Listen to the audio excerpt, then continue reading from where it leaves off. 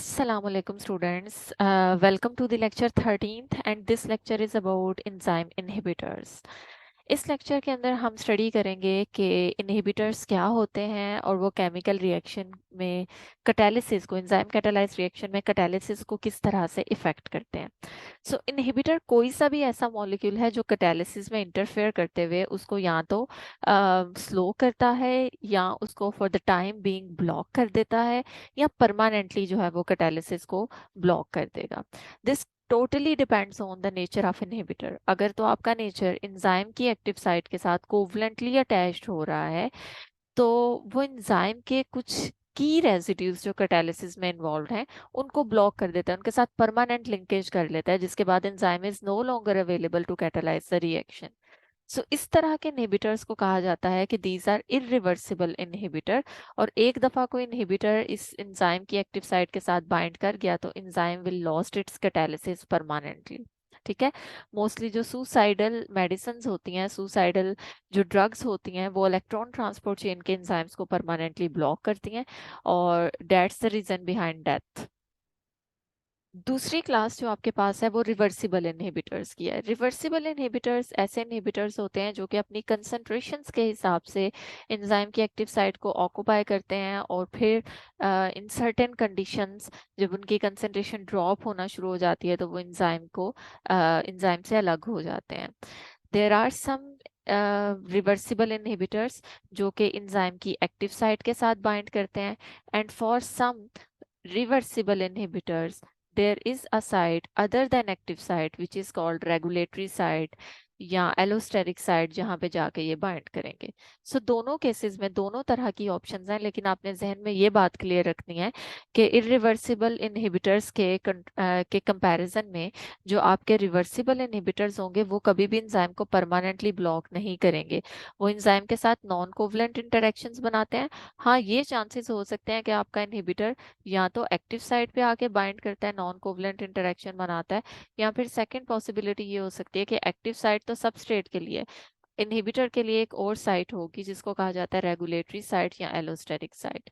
So that's why इस तरह के एंजाइम्स को एलोस्टेरिक या रेगुलेटरी एंजाइम्स भी कहा जाता है, जिनमें आपका जो इनहिबिटर है वो एक्टिव साइट के अलावा एक दूसरी साइट रेगुलेटरी साइट पे जाके बाइंड करेगा। ठीक है। सो लेक्चर को प्रॉपरली स्टार्ट करते हैं और इनिशियली हम लोग डिस्कस करेंगे रिवर्सिबल इनहिबिटर्स, और रिवर्सिबल इनहिबिटर्स में we will discuss the 3 different types of reversible inhibitors. The first one are competitive inhibitors, and जैसे कि इनके नेम से ही पता चल रहा है कि there will be a competition. अब कंपटीशन क्यों होता है? क्योंकि ये वो इनहिबिटर मॉलिक्यूल्स हैं जो कि सबस्ट्रेट से मिलते जुलते हैं। सपोज अगर ये सबस्ट्रेट है तो मैं यहाँ पे कलर डिफरेंशिएशन से आपको ये चीज़ हाईलाइट करके दिखाऊंगी कि इनहिबिटर का जो केमिकल स्ट्रक्चर है वो बिल्कुल सबस्ट्रेट की तरह का ही होता है। यानी ये एंजाइम को डॉज कर सकते हैं, एंजाइम की एक्टिव साइट जहाँ पे जाके सबस्ट्रेट ने बाइंड करना था, एंजाइम को पता ही नहीं चलता कि ये सबस्ट्रेट आ रहा है या इनहिबिटर आ रहा है। सो ये दोनों किस्म के मॉलिक्यूल, सबस्ट्रेट और आपका जो इनहिबिटर है, they are going to compete for active site. That's why इस तरह के इनहिबिटर्स को कहा जाता है competitive इनहिबिटर्स। सो competitive इनहिबिटर्स एक फ्री एंजाइम के साथ बाइंड करते हैं। ऑब्वियसली अगर तो इनहिबिटर के साथ जाके सबस्ट्रेट बाइंड कर गया है, एंजाइम सबस्ट्रेट कॉम्प्लेक्स बन गया है, तो इनहिबिटर ने वो साइट ऑक्युपाई अब कैसे करनी है, क्योंकि वहां पे तो सबस्ट्रेट बाइंड कर चुका है। इनहिबिटर भी इसी साइट के लिए जो है वो compete कर रहा था सबस्ट्रेट के साथ। सो ये चीज आपने ध्यान में रखनी है कि कंपेटिटिव इनहिबिटर्स हमेशा फ्री एंजाइम के साथ बाइंड करते हैं। ये इनहिबिटर एंजाइम सबस्ट्रेट कॉम्प्लेक्स के साथ बाइंड नहीं कर सकते।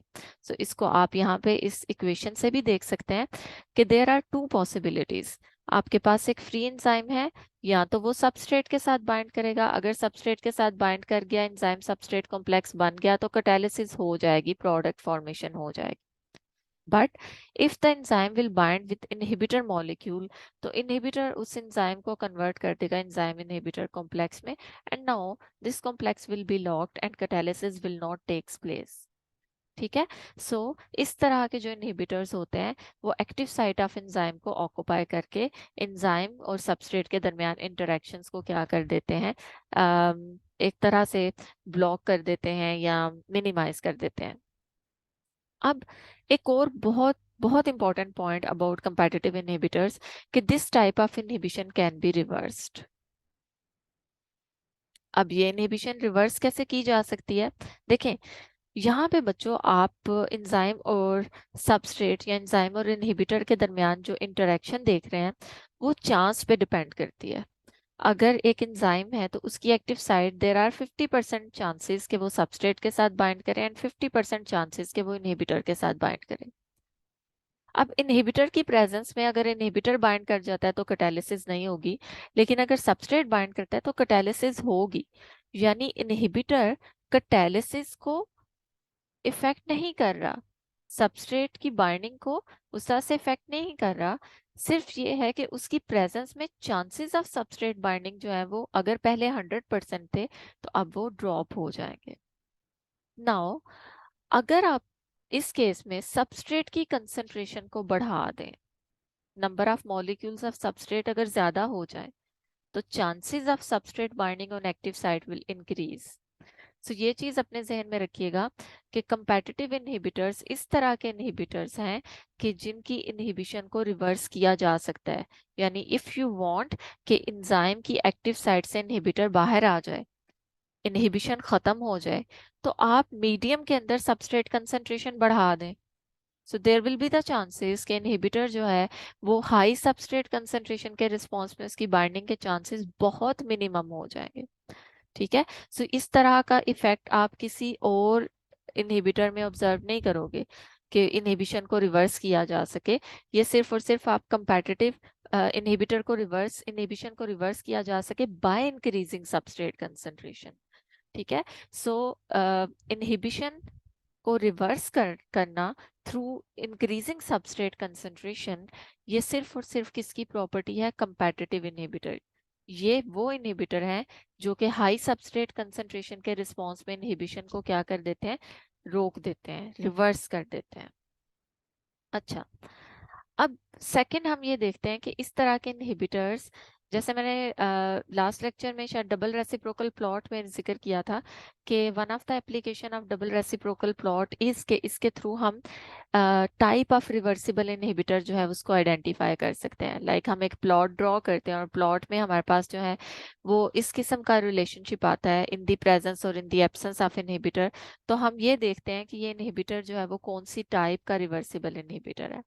सो कंपेटिटिव इनहिबिटर्स ऐसे इनहिबिटर्स होते हैं जो कि Vmax को इफेक्ट नहीं करते, they have no effect on Vmax। और यहाँ पे आप इस प्लॉट में देख भी रहे हैं कि y एक्सिस पे जो इंटरसेप्ट है उसकी वैल्यू, चाहे आप इनहिबिटर कंसंट्रेशन बढ़ाते जा रहे हैं लेकिन y एक्सिस वाली वैल्यू 1/Vmax वो चेंज नहीं हो रही। इसकी रीजन ये है क्योंकि आपका जो इनहिबिटर है वो रिवर्सिबली बाइंड कर रहा है, वो सबस्ट्रेट की बाइंडिंग को जो है वो उस तरह से इफेक्ट नहीं कर रहा। यानी अगर सबस्ट्रेट एक्टिव साइट पे बाइंड करती है तो डेफिनेटली कैटालिसिस हो जाएगी। सो इट मींस कि उसने एंजाइम और सबस्ट्रेट की इंटरेक्शंस या वो जो केमिकल लिंकेज उनके दरमियान बनता है उसको किसी किस्म का उसने इफेक्ट नहीं किया। अभी भी आपका सबस्ट्रेट अगर बाइंड करेगा तो definitely catalysis will takes place. So it means कि इस तरह के जो इनहिबिटर्स हैं वो Vmax को इफेक्ट नहीं करते, Vmax इस केस में नॉर्मल ही रहती है। लेकिन Km वैल्यू यहाँ पे आप चेंज होते हुए देख रहे हैं बिकॉज जैसे आप कंपेटिटिव इनहिबिटर्स की प्रेजेंस में, मैंने अभी थोड़ी देर पहले बताया कि उस केस में आपको सबस्ट्रेट कंसंट्रेशन बढ़ानी पड़ती है।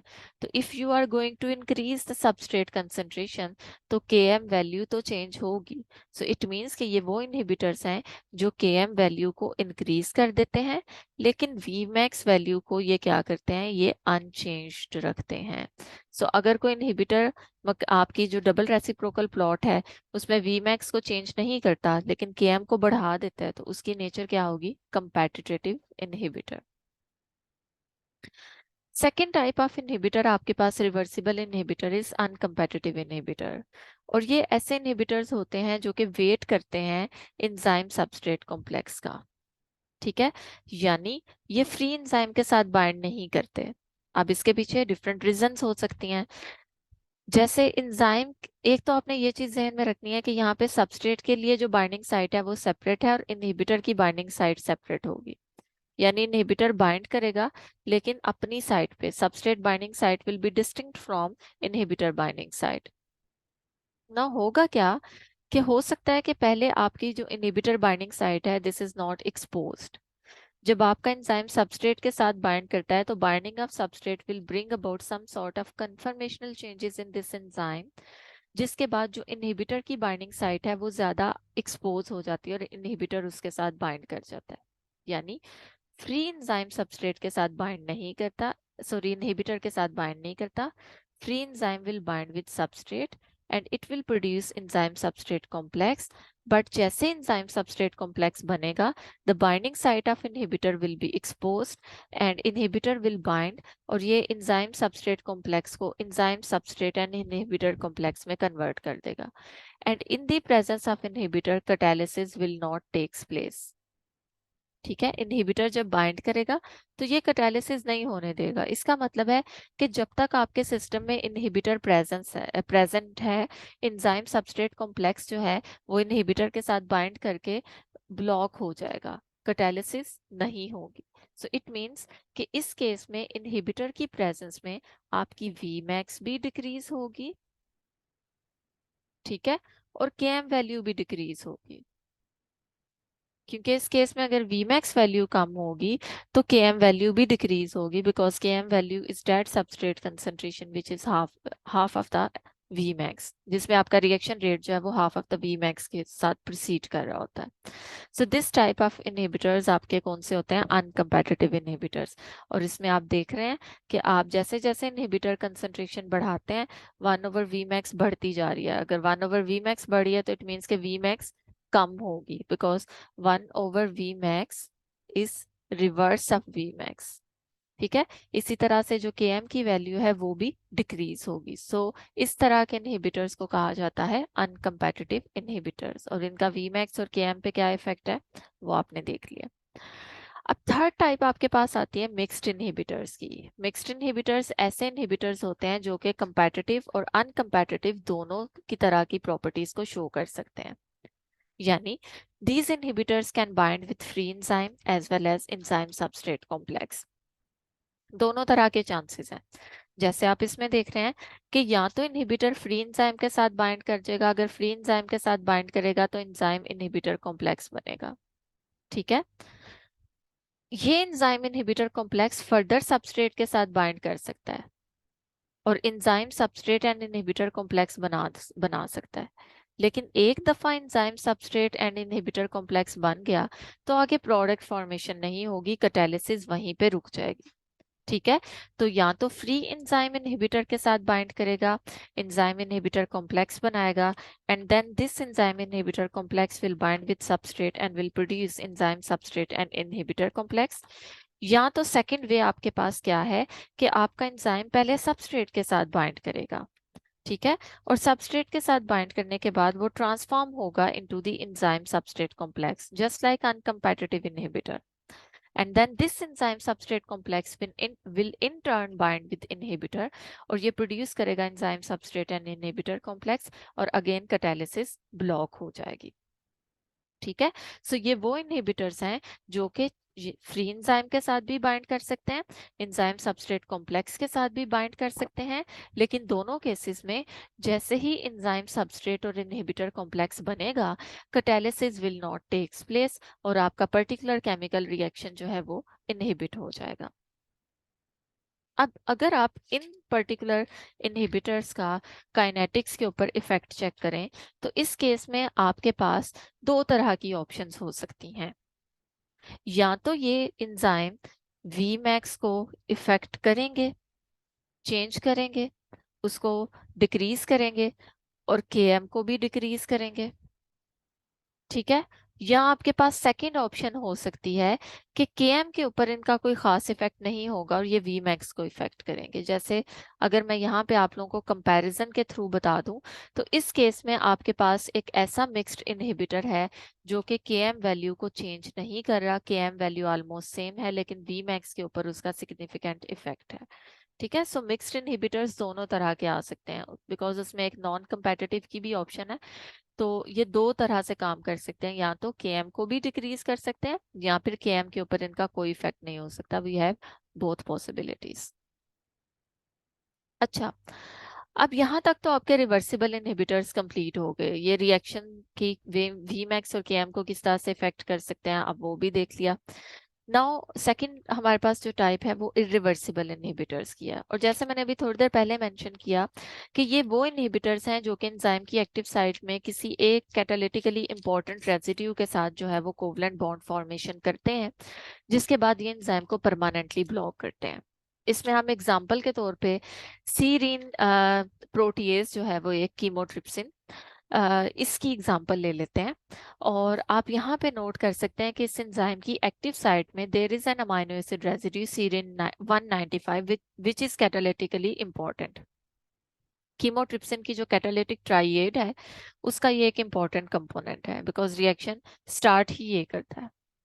So there is an inhibitor which is irreversible inhibitor diisopropyl फ्लोरोफॉस्फेट।